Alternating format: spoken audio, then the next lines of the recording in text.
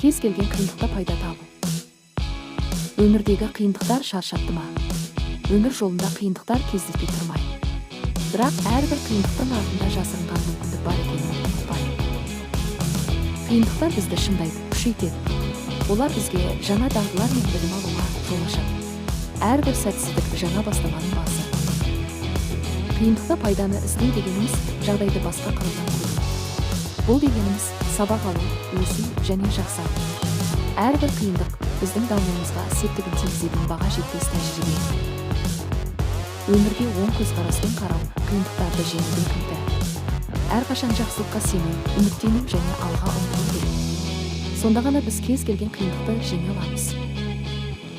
Есіңізде болсын, достар, қиындық бұл тек уақытша кезең. Оның артында үлкен мүмкіндіктер мен жаңа жетістіктер күтіп тұр. Сондықтан ешқашан мойымаңыз, алға қарай.